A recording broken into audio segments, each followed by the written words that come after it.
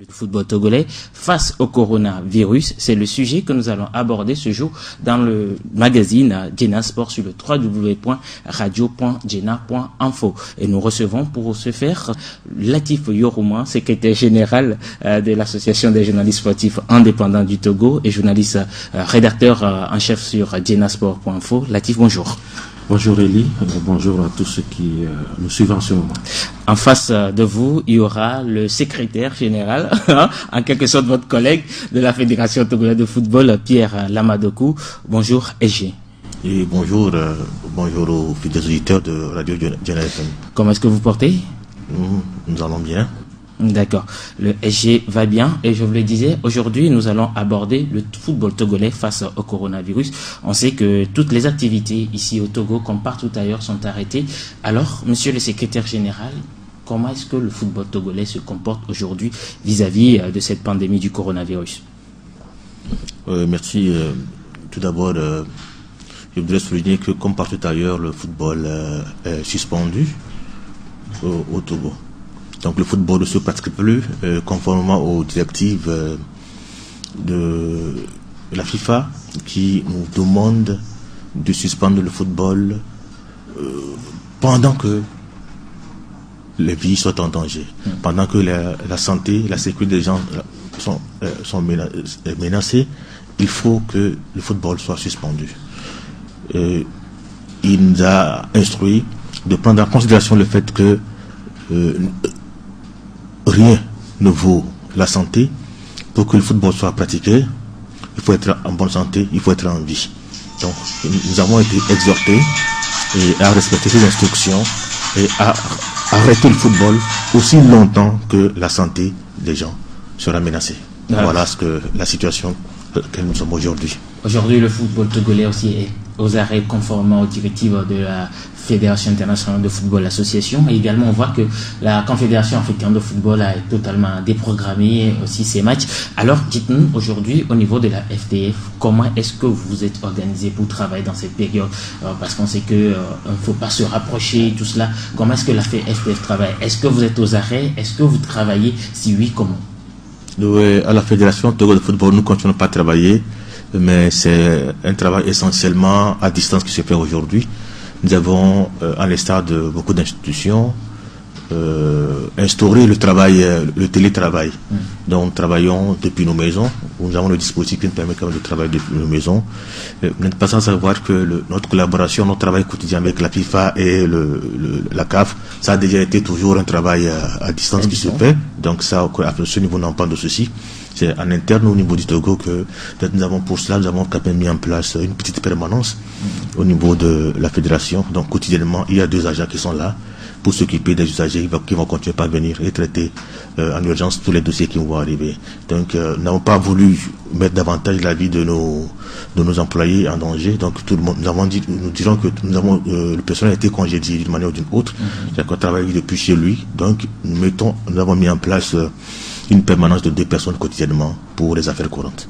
Latif Yorouma, voilà un peu comment se présente la situation du football togolais. Les activités sont totalement aux arrêts. Il n'y a plus de championnat depuis l'apparition du premier cas du coronavirus au Togo. La première division devait même marquer une pause parce qu'on devait préparer le championnat d'Afrique des Nations. Mais la deuxième division devait continuer. Mais aujourd'hui, tout est aux arrêts. La FTF également est aux arrêts, même s'il y a ce travail à distance par le télétravail, comme le dit le SG. Aujourd'hui, la vraie nouveauté au Togo, écoutez, c'est parce que tout est à l'arrêt. Sinon, le Togolais ou le sportif togolais était déjà habitué à ces situations. Et au Togo, c'est vrai que le bureau, ou bien depuis que le colonel Guy Kosciusko est arrivé, cette situation n'est plus la règle au Togo, c'est-à-dire que nous avons quand même de façon régulière les activités, les championnats, surtout la première et la deuxième division qui se jouent simultanément ou bien concomitamment. Alors, sinon, le Togo est un habitué du fait. Avec les crises que nous avons connues sur la dernière décennie, nous avons fait des saisons pleines sans activité à la fédération. Nous avons eu déjà à faire 2 ans sans jouer de championnat au Togo. Mais en ce moment, le sportif togolais arrivait quand même à se divertir à travers les compétitions périphériques. Ça, il y avait quand même des tournois par-ci, par-là, dans les districts et autres. Mais sauf que le coronavirus a mis tout en berne, que ce soit les activités à la fédération, que ce soit au niveau des districts, même les petits-enfants, nous-mêmes qui jouons les dimanches. C'est cela en fait. Même les dimanches, tu as bien envie d'aller jouer au ballon, mais c'est interdit.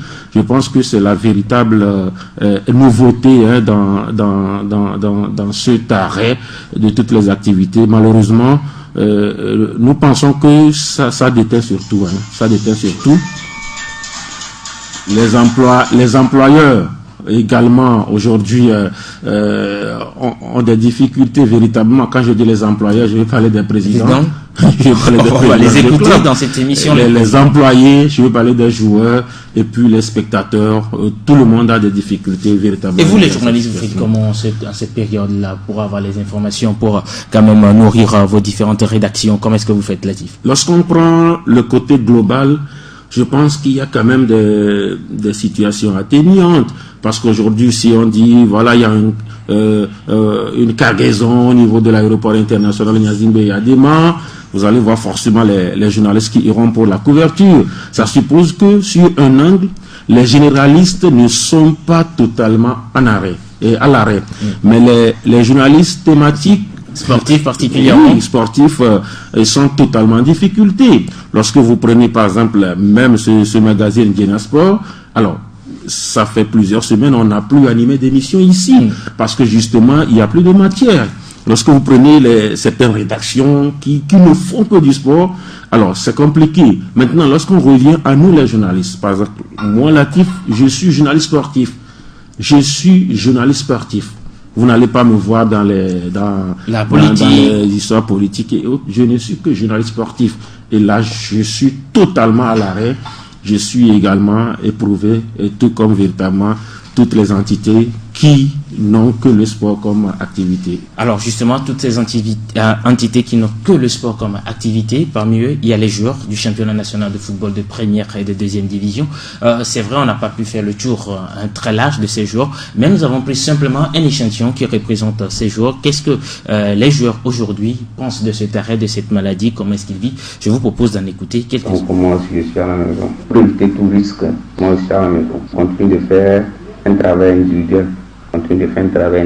Pour garder ma foi. Parce que si nous luttons contre cette pandémie, juste après, nous avons des compétitions qui vont reprendre. Et il faut être à un niveau donné pour pouvoir être prêt dès la reprise des compétitions. Depuis l'état d'urgence sanitaire décrété, pour nous, sportifs, le plus important est de rester chez soi, comme tout autre citoyen. Et mais particulièrement, l'on s'exerce en solo à travers des exercices physiques et des ateliers. Et vous n'êtes pas sans savoir qu'aujourd'hui, le Covid-19 nous impose une nouvelle vie. Et on est obligé de s'y adapter. Et beaucoup de remords, beaucoup de regrets, car c'est un fort au stade en face d'un public fou, mais manque fermement. C'est insupportable. C'est insupportable. Et Inch'Allah, et très bientôt, tout reprendra pour le bonheur de tous. Et je reste chez moi. Je respecte les mesures barrières. Et je prends la vie du bon côté. Voilà, c'est quelques joueurs de la première division ici qui donnaient leur avis sur la suite du championnat. Alors, secrétaire général de la Fédération togolaise de football, quels sont les scénarios que vous envisagez pour la suite de ce championnat? Parce que vous avez écouté les joueurs, ils sont à la maison, ils s'exercent, ils pensent qu'il y aura reprise. Parce que partout dans le monde aujourd'hui, c'est ça. On pense peut-être à jouer à huis clos, on pense à jouer compressé. D'autres, peut-être comme en Belgique, on pensait arrêter le championnat. Quelle est l'option au niveau de la Fédération togolaise de football? Bon, je pense que effectivement, nous avons la semaine passée, il y a eu une réunion du comité exécutif où on a essayé quand même de réfléchir un peu, en fait, d'abord d'évaluer la situation à ce jour. Et nous avons aussi passé en revue un certain nombre de scénarios pour voir ce qui va être le plus plausible. D'emblée, je voudrais vous dire quand même que le scénario le plus optimiste que nous avons aujourd'hui, c'est la reprise du championnat autour du mois de février. De juillet, s'il vous plaît, de juillet, pardon. La reprise en juillet. Exactement. Parce qu'on se dit quand même que de toutes les façons, nous sommes tous soumis aux réglementations dans nos États. Aujourd'hui, le Togo a décrété un état d'urgence sanitaire de 3 mois. Et cet état d'urgence sanitaire court jusqu'à la fin du mois de juin. Donc on se dit, ça dit que quel que soit nos scénarios, quelles que soient les possibilités qu'on peut avoir au niveau du football national, il n'est pas question et il n'est même pas possible qu'on puisse organiser une activité sportive au cours de cette période, à moins qu'à un moment donné, l'État en décide autrement. Alors, donc, c'est ce qui fait que notre scénario optimiste, le plus plausible, c'est de pouvoir reprendre autour du mois de juillet. Donc ça, nous y travaillons et on voit si entre-temps, ce que je dis, si les autorités au plus haut sommet de l'État en décident autrement, alors on envisagera. Mais ce qui est évident, c'est qu'au terme de la période d'état d'urgence sanitaire, je crois quand même qu'au bout de cette période d'état d'urgence sanitaire, on pourra reprendre le championnat si les autorités nationales l'autoriser également. Ça, c'est le scénario optimiste. Et si on passe au scénario pessimiste, parce qu'il faut tout envisager, est-ce que si on se rend compte qu'après 3 mois d'état d'urgence sanitaire, la question du coronavirus persiste, quel autre scénario est-il possible au niveau de la fédération? Peut-être les huis clos ou alors un arrêt définitif du championnat. C'est ce que je dis, ça dit que le scénario, nous ne pouvons qu'envisager les scénarios optimistes actuellement, étant donné que les scénarios pessimistes, le moment venu, s'imposeront à nous tous. Alors, le scénario pessimiste viendrait peut-être d'une situation où de laquelle le Togo, peut-être la situation sanitaire perdue, et là, peut-être ça s'impose à nous tous. Là, nous ne déciderons pas, ce n'est pas la fédération qui va décider de ce scénario-là, ça s'impose à tout le monde. Mais nous avons quand même vu l'évolution même de la maîtrise de la pandémie au niveau du Togo. Nous avons bon espoir que au bout de cette période de 3 mois d'urgence sanitaire, on doit pouvoir s'en sortir et vaquer librement aux occupations sportives. Alors on sait tous que ça aura une répercussion sur le mercato, sur la saison prochaine, parce que si on commence par jouer en juillet, d'habitude en juillet déjà on est en vacances, on prépare la nouvelle saison. Quelle autre programmation, qu'est-ce que vous envisagez pour la saison sportive 2020-2021? Parce que on ne va pas pouvoir reprendre à tôt. Non, en fait, nous travaillons étroitement avec la FIFA et la CAF. Vous savez, ça dit qu'aujourd'hui, même cette semaine encore, nous serons encore aussi en visio-conférence. Nous travaillons. C'est-à-dire que toutes les décisions, c'est-à-dire que ce dont je viens de vous parler, notre scénario le plus optimiste dont je viens de vous parler, ça a été déjà communiqué à la FIFA qui a demandé quand même à chaque fédération de faire une simulation envoyée. C'est-à-dire tout ça là, c'est dans le souci qu'on puisse harmoniser. La FIFA enverra des observations à chaque fédération par rapport à sa reprogrammation. Et je fais que le moment venu, il n'y aura pas une situation qui soit propre à une fédération, mais une situation globalisée venant de la FIFA qui aura entre-temps pris en considération les nouveaux calendriers de compétition internationale. Et je crois que c'est une situation, bien c'est une nouvelle programmation au niveau national qui peut-être intégrera forcément le calendrier international. Donc il n'y aura pas de situation isolée, à ce que je sache. D'accord. Et là, si on parle la reprise au mois de juillet, est-ce que la priorité sera donnée au championnat uniquement, ou parce qu'il était programmé la Coupe de l'Indépendance, c'est vrai, l'Indépendance c'est le 27 avril, la Coupe du Togo, vous allez privilégier quoi? Le championnat uniquement, ou peut-être jouer aussi les autres coupes qui vont avec? Moi, je crois que ce qui a sauvé, c'est le championnat. Bon, pour la Coupe de l'Indépendance. Déjà, si on est en juillet, entre-temps, l'indépendance est déjà passée. Le 27 avril. Voilà. Bon, maintenant, pour ce qui est de la Coupe du Togo, on verra ce qui reste possible. Mais je peux vous assurer que la priorité, si on doit reprendre en juillet, la priorité, c'est d'abord sauver la saison sportive. Voilà. Ce qu'il faut retenir du secrétaire général de la Fédération togolaise de football à ce jour est très intéressant, c'est de pouvoir sauver la saison sportive 2019-2020 qui devait prendre fin en mai, mais qui pourra reprendre au mois de juillet. Latif Yorouma, il faut attendre jusqu'au mois de juillet pour vous, les journalistes sportifs, pour avoir de la matière, et également pour les joueurs. Oui, en temps normal, toutes les compétitions avaient des bornes. il y avait quand même une période, la fédération avait sorti son chronogramme, la CAF avait son chronogramme, l'UEFA avait son chronogramme, la FIFA également avait son chronogramme. Ça, c'était dans l'état normal des choses. Maintenant, il y a une situation qui est là. Et moi, je pense que lorsqu'on prend le Togo, puisqu'on parle des championnats bien du football togolais, je pense que pour l'instant, rien ne presse. Rien ne presse. Rien ne presse. Sincèrement, il faut quand même avoir le courage de le dire. Notre championnat, d'ailleurs, n'a pas véritablement de sponsor derrière. Aujourd'hui, les contraintes ne sont pas beaucoup plus manifestes au niveau de la Fédération togolaise de football vis-à-vis du championnat. Aujourd'hui, c'est vrai, il y a des clubs qui sont bien partis pour peut-être accrocher le titre de champion. Alors, vous pensez à Asco peut-être? Oui, champion, et puis derrière quoi? Parce que il y a le continent. Parce que la CAF même a reporté même ses compétitions antérieures, c'est-à-dire que les demi-finales de la Coupe de la Champions et de la League. Ligue africaine des champions.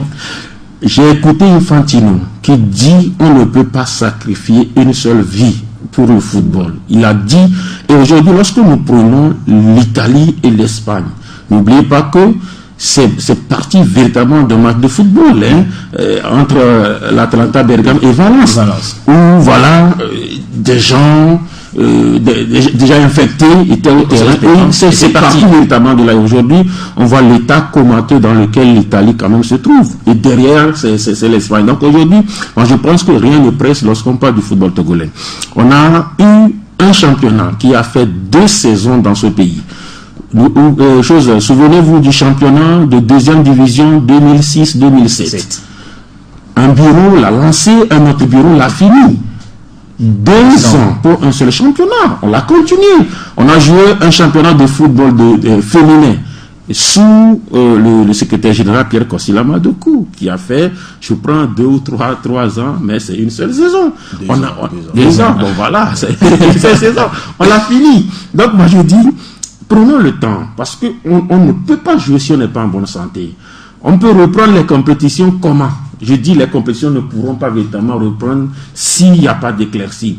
Mais les équipes peuvent de façon graduelle reprendre les activités par rapport à ce que l'État décidera, par rapport à ce que l'OMS, par rapport à ce que la FIFA, on peut dire, ok, les équipes peuvent commencer à s'entraîner. Parce qu'on parle de huis clos au haut niveau, parce qu'il y a les droits télé, parce qu'ici il y a ci, il y a ça. Ben, chez nous ici, il n'y a pas de droits télé. On n'a même pas, tous nos terrains ne sont pas clôturés. Vous allez parler de quel huis clos? Mais on peut quand même choisir certains terrains, l'état-major, le municipal, peut-être les... Pour quelle urgence, justement? Pour quelle urgence? Pour que peut-être Maranatha soit en division, ou bien pour que Asco soit champion? Je ne sais pas. Moi je dis... Mais que le huis clos, ça ne résout pas le problème, parce que le huis clos juste, ça empêche le public d'être là. Maintenant, le huis clos, pour qu'il soit joué, suppose que les joueurs et les officiels avant le match soient tous testés. Voilà. Et qu'ils soient négatifs. Voilà. Un seul infecté annule le match. Exactement. Alors voilà, est-ce qu'on aura les moyens de pouvoir tester les joueurs et les acteurs et les officiels du match sur, par exemple, il nous reste pour la D1 6 journées, pour la D2 7 journées. Voilà. Est-ce qu'on a les moyens de pouvoir tester les joueurs, les acteurs sur toutes ces journées-là? Je pense qu'au jour d'aujourd'hui, non. Donc, moi, je dis sincèrement, par rapport au championnat, rien ne peut. Et puis, lorsqu'on parle de la D1, écoutez, rien n'est joué en D1. Si on veut parler techniquement, rien n'est joué. Mathématiquement, rien n'est joué. Aujourd'hui, on parle d'Asco qui est leader, mais qui n'est qu'à un match. Parce que, ou soit peut-être Unisport qui n'est qu'à un match d'Asco. Le nouveau classement, ça donnait 37 points pour Asco, 34 points pour Unisport. Ça se joue sur un match. Alors, ASK est en embuscade.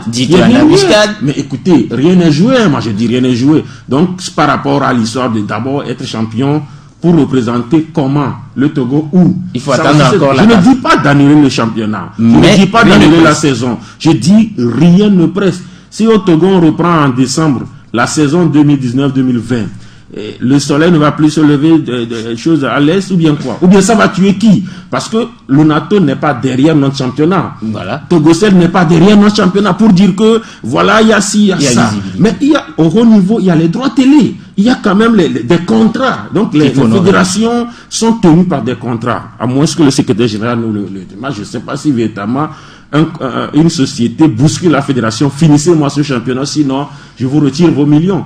Voilà, on verra après le contrat de sponsoring au niveau de la fédération. On est heureusement avec le secrétaire général de la fédération togolaise de football, Pierre Lamadokou, sur le www.radio.jena.info dans l'émission Jena Sport qui aborde le football togolais face au coronavirus. Latif parlait tout de suite du classement. La question qui me vient, pendant ce temps d'arrêt, est-ce qu'au niveau de la fédération, vous avez pris soin de valider tout, d'homologuer tous les matchs, de vider les contentieux qui sont là, afin que si jamais il y a reprise au mois de juillet, qu'on puisse repartir, chacun sachant sur quel pied danser pour les 6 derniers matchs du championnat national de football de première division et les 7 autres de la D2.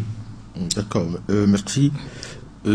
Très souvent, aujourd'hui, je constate que quand les gens parlaient du fonctionnement de la fédération de football, on oublie que nous avons fait quand même des bons qualitatifs à la fédération qui font que il y a une certaine autonomie de fonctionnement, une indépendance de fonctionnement au niveau des commissions.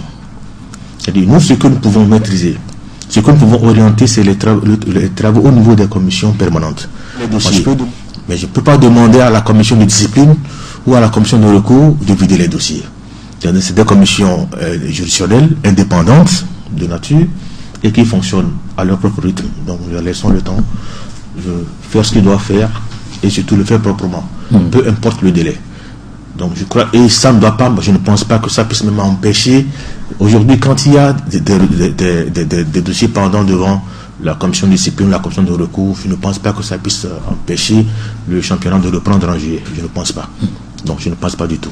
Voilà, mais là souvent c'est que quand on reprend les homologations au niveau de la FTF, on sait tous comment ça traîne. Parfois on cherche à avoir le classement exact, on ne l'a pas. Qu'est-ce qui entraîne souvent cette lenteur, monsieur Léger? Donc c'est ce que je viens d'expliquer. Parce que quand on prend la commission, peut-être un dossier qui doit être tranché par la commission de discipline par exemple, les tests qui ont instauré la commission de discipline aussi ont également édicté la procédure. On dit il faut écouter les gens individuellement, il faut écouter. Donc sur un dossier, ils peuvent organiser peut-être 3 séances, 4 séances, des fois même voire 5 séances, rien que pour écouter les gens. Alors, donc à ce jour, c'est comme ça qu'ils fonctionnent, et ils fonctionnent conformément au test. Donc ça, pour l'instant, on ne peut rien. C'est ce qui fait, c'est ce qui justifie peut-être la lenteur. Sinon, sans vous mentir, les commissions se réunissent régulièrement. La commission de discipline se réunit régulièrement. C'est ce fonctionnement-là qui lui est imposé par nos tests, qui veut que chaque fois, même si c'est un supporter qui est incriminé, il faut l'écouter, même si c'est un truc, il faut écouter. Même sur un dossier évident, ils ont l'obligation d'écouter. Donc, c'est ce qu'ils font jusqu'à ce jour. Peut-être que c'est une insuffisance, peut-être qu'on peut dire au niveau du test, qui fait que cette lenteur-là est constatée. Aujourd'hui, peut-être que dans les jours à venir, il faut peut-être penser actualiser un peu les tests pour leur permettre d'aller un peu plus vite. Sinon, sans cela, au jour d'aujourd'hui, on ne peut rien. Ils fonctionnent suivant les tests. On les laisse continuer comme ça. Alors, monsieur le secrétaire général, la reprise, le scénario idéal sera le mois de juillet. Mais dites-nous, depuis le mois de mars, où vous avez sorti un communiqué pour arrêter tous ces championnats, toute activité, quelle relation avez-vous avec les présidents de clubs au niveau de la fédération? Vous avez gardé le contact permanent, vous leur expliquez la situation. Quelle relation avez-vous avec ces présidents de clubs? Bon, en termes de relations, je crois que nous avons toujours gardé nos mêmes relations que nous avons toujours en temps ordinaire. C'est une situation, heureusement, c'est une situation quand même qui est imposée à nous tous par la nature, et que ça ne vient pas de la fédération, ça ne vient de personne. Donc je crois que c'est ce qui ça permet, cela fait que les gens comprennent la situation et que on n'est pas enclin à critiquer. Et c'est-à-dire que ça nous facilite quand même la tâche, que les présidents, peut-être qu'aujourd'hui tous les présidents que moi personnellement que j'ai rencontrés, ou bien ceux avec qui j'ai pu échanger par téléphone, il y a une préoccupation, ça dit que c'est la seconde tranche de leur subvention qu'ils n'ont pas encore. Parce que, effectivement, si aujourd'hui nous avons suspendu le championnat, alors s'il faut que les clubs se séparent pour un temps de leurs joueurs, il faut quand même leur payer les dus qui sont là, etc. Mais là, c'est un peu difficile. Et je crois que c'est le point, quand même, chaque fois que ces présidents de club ont l'occasion de les soulever, ils le font. Et aussi, je peux aussi vous assurer que nous y travaillons. Nous y travaillons. Parce que c'est la même situation aussi avec les joueurs. Parce que si les joueurs aussi doivent arrêter, et quoi qu'on dise, nous sommes... Vous voyez, les gens pensaient à un moment donné qu'on pouvait peut-être aussi, au niveau de la FTF, aussi peut-être sortir une directive demandant au président du club de négocier avec les joueurs sur leur salaire pour payer Mathieu, etc. Mais c'est aussi un faux problème. C'est-à-dire, là où ça se fait, c'est là où les gens sont dans un championnat professionnel ou dans un championnat semi-professionnel. Nous sommes dans un championnat totalement amateur. Où, en temps normal, vous ne savez même pas, en dehors de nos subventions que nous accordons au club, qui ne suffit même pas, qui n'ont jamais suffi au fonctionnement du club, les présidents même se débrouillent, on ne sait pas comment ils se battent pour payer les gens. Ça n'a jamais été quand même une préoccupation de la fédération. La fédération, les seuls instants qu'elle doit intervenir, c'est à travers les subventions qu'on accorde au club.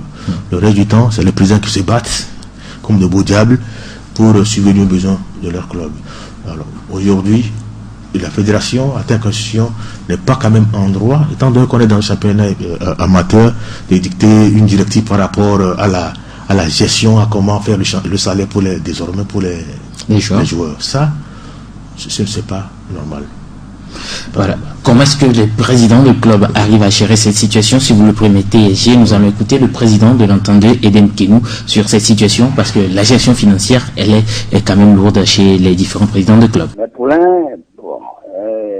était obligé de la dire, de faire des footings chez eux, afin d'être en forme. Au tard, on demande de reprendre le championnat. Oui, vous savez, chaque fin du mois, ils sont payés. Donc, j'ai demandé à leurs encadreurs, notamment l'encadreur, le directeur technique, et de leur envoyer des messages, afin qu'ils puissent s'entraîner normalement. Oui. Monsieur le Président, vous voulez nous rassurer sur Radio Dina que vos joueurs sont-ils effectivement payés chaque fin du mois? Régulièrement. Oui, vous savez, le football, être président d'une équipe de football, c'est une question de passion. Alors, avec le coronavirus, on ne sait pas si le championnat pourra reprendre, mais quel est votre souhait? Parce qu'aujourd'hui, vous êtes très bien positionné dans ce championnat. Vous aurez aimé que le championnat reprenne le plus rapidement possible, ou alors contente vers la fin de la saison comme cela, sans peut-être décider de qui sera champion sur le terrain? Non, mais ça dépend de la décision de la Fédération togolaise de football. Enfin, nous voulons que le championnat continue. Hein. Ouais, il ne sait pas s'il y a un règlement. Normalement, il doit y avoir un règlement. Hein. Auquel cas, nous, c'est pas un souhait que le championnat soit arrêté. Mais nous avons vraiment beaucoup d'ambition. Hein. Moi, mon ambition personnelle, c'est la montée de l'équipe de l'Entente 2.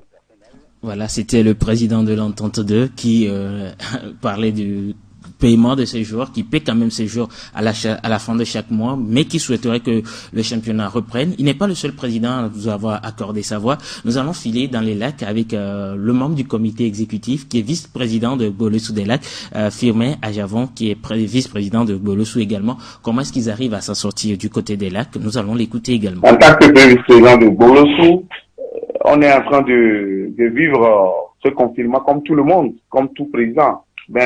Au niveau de Gbolossou, donc notre préoccupation se tourne vers tous les joueurs, mais plus précisément aux joueurs expatriés. On a au moins plus de 8 joueurs expatriés dans le club et qu'on arrive à communiquer avec eux. Alors, Président, si vous arrivez à communiquer avec ces joueurs, vous avez également des joueurs qui sont ici au Togo, donc ça fait l'ensemble de vos joueurs. Dites-nous, est-ce que ces joueurs, comment est-ce que vous prenez soin d'eux, c'est-à-dire l'argent, est-ce qu'ils sont payés à la fin du mois, est-ce qu'ils ont leur salaire quand même, est-ce que vous pensez à eux en termes financiers? Justement. Vraiment, nos joueurs sont payés. On n'a pas d'arriéré. Le mois dernier, ils ont été payés. Ils sont rentrés dans leur salaire, totalité de leur salaire. Donc, c'est ça, c'est ce qu'on est en train de voir. Le bureau s'est réuni le week-end passé à Nero pour étudier, pour voir dans quelles possibilités on peut les accompagner encore. Même si ça ne sera pas la totalité, au moins, il faut qu'on arrive à les accompagner jusqu'à ce que le championnat le reprenne. Félicitations, parce que vous dites tout de suite que vous arrivez à payer vos joueurs. Mais dites-nous, Président, on sait que vous êtes homme d'affaires, vous, puis les membres du bureau. Et souvent, au Togo, ce sont les présidents de club ou les membres du bureau qui sortent l'argent de leur poche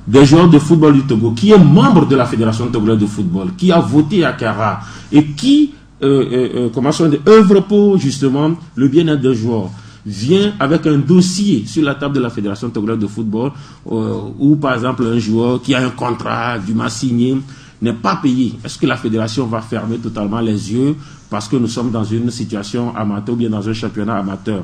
Donc mon interrogation est à ce niveau-là.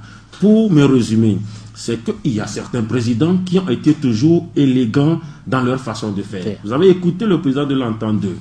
Moi je dis, ce n'est pas aujourd'hui que l'Entente 2 peut-être dira, voilà, on ne pourra plus payer nos joueurs parce que c'est une ambition, c'est un objectif.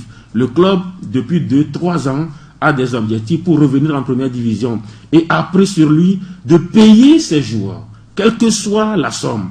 Même si c'est 5 000, c'est un contrat. À la fin du mois, verser les 5 000 francs aux joueurs. Lorsque vous prenez Arabia de Tabligo, je dis, moi je côtoie ce club-là depuis 2 ans maintenant. C'est un club qui a été toujours réglo avec tous les joueurs qui sont passés à Arabia. Aucun ne vous dira qu'il a un arriéré de salaire avec le bureau depuis que le président Ali Adamou est arrivé. C'est un ami personnel, je sais ce que je dis. Et donc, il y a certains qui se cachent derrière le coronavirus pour véritablement fuir leurs responsabilités. Moi, je dis, écoutez, le coronavirus est arrivé, l'état d'urgence a été lancé, je crois, le 1er avril. Le 1er avril. Le premier cas au Togo, c'était le 6 mars. Mais je dis, mais déjà depuis février, des gens ne payaient pas.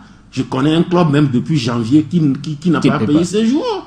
Un club même de première division. Mais malheureusement, la STF ne peut pas s'ingérer là-dedans, comme le dit le secrétaire général.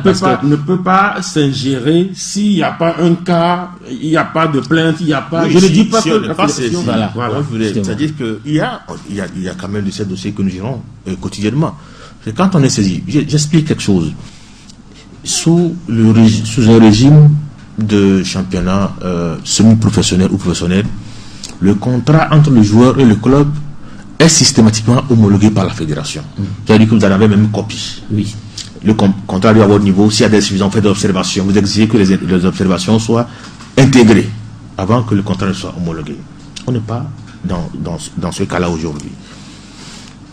Vous voyez, il y a des présidents qui payent. Il y a des présidents qui ne payent pas. Il y a un contrat qui les lie individuellement aux joueurs.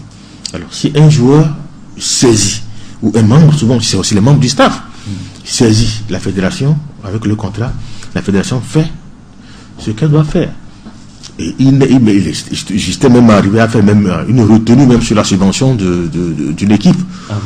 Oui, pour régler. Moi, je ne badine pas sur ces questions-là.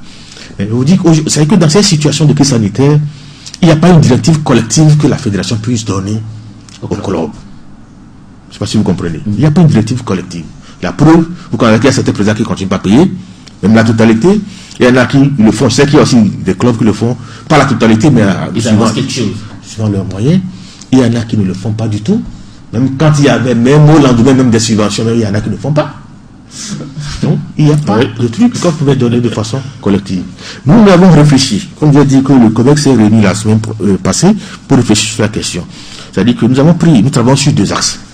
Le premier axe, c'est de soulager les présidents de club. Donc, en faisant tout pour que leur subvention, la deuxième tranche de subvention soit versée, au moins pour soulager un peu les présidents qui ont la bonne volonté de continuer à payer, et pour aider ceux-là qui, entre guillemets, n'ont pas de moyens de payer, aussi à pouvoir payer les joueurs.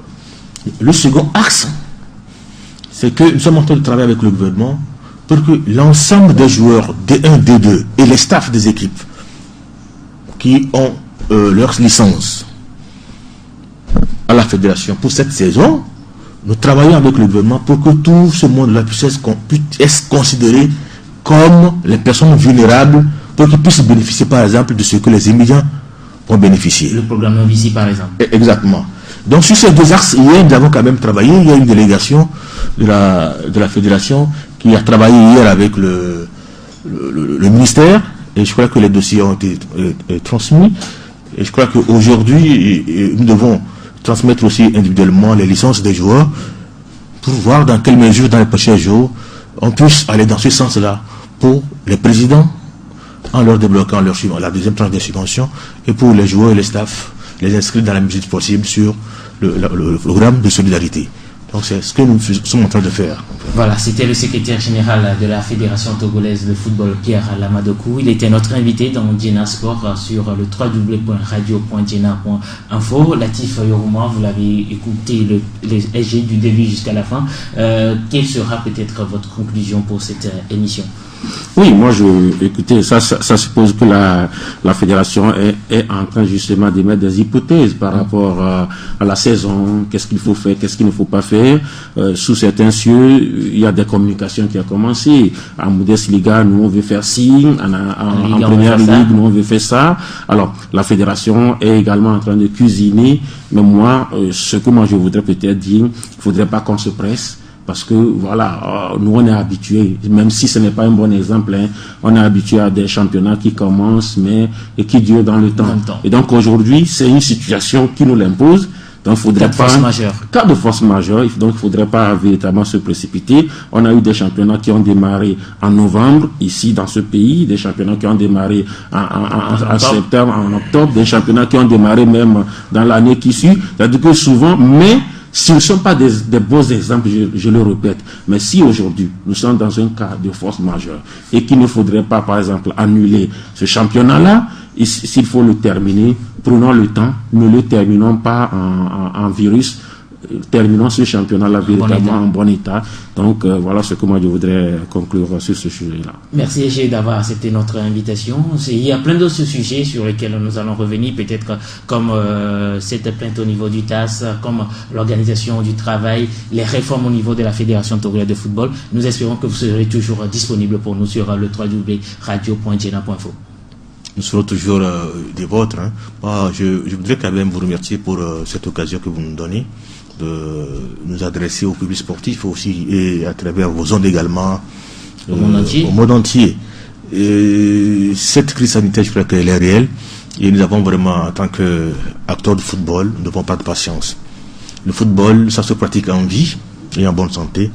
Donc nous devons prendre patience, supporter cette contingence le plus possible pour que le jour où nous reprenons le football, c'est que nous le reprenons en vie et en bonne santé. C'est très important.